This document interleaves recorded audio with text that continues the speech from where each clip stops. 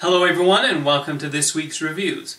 With the success of the Marvel and DC cinematic universes, it's time for Universal to try their hand at this concept by digging back into that vault and reviving their classic monsters. First in this planned dark universe is an ancient evil back from the dead to wreak havoc on the world.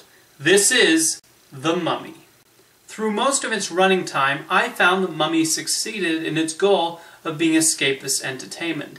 The action set pieces are a lot of fun, and Tom Cruise is his usual Tom Cruise self, this time playing a cocky treasure hunter who merely wants profit for finding lost artifacts.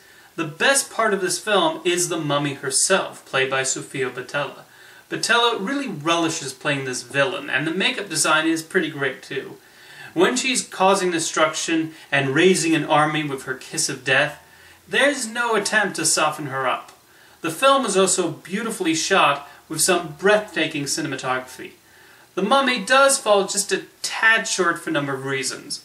First off, The Mummy doesn't really get much screen time. So much of the focus is on Tom Cruise, and I get that. He's the hero of the story. But I really would have liked more mummy action. The script gets heavily expositionary.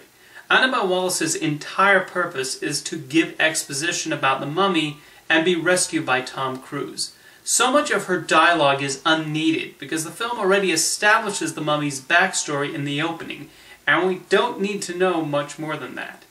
We also have Russell Crowe showing up as Dr. Jekyll, and that's where this movie tries to jumpstart a cinematic universe. I don't mind his Jekyll appearing as the head of this secret monster organization, but we then get a whole action scene of him becoming Mr. Hyde, and it takes away from the main action involving the mummy. Can we just concentrate on this one film and its baddie and not throw in another unrelated scene involving a different villain altogether? So The Mummy did lose me near the end, but it's mindless popcorn entertainment. It's okay. Next up is the story of a soldier and the bond she forms with her dog, Megan Leavey.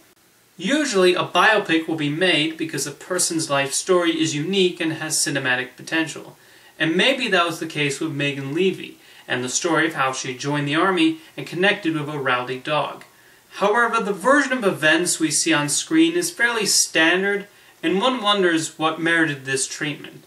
Kate Mara gives a very good performance in the lead role. She's an actor who brings a certain naturalism to the people she plays, and I appreciate that as somebody with a preference for subtle performances rather than showy ones.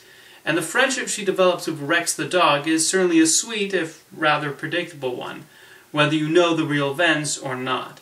The film ships along at an expected pace, but I did not find myself truly invested in what was going on. I was just seeing the events unfold.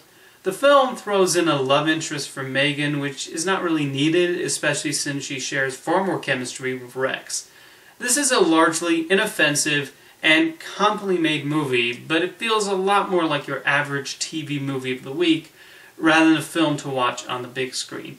Even the dog scenes, while clearly touching, don't come close to the emotional weight of Homeward Bound. That is a film that'll make you cry. Trust me. Thanks for watching this week's reviews, and I'll see you next time.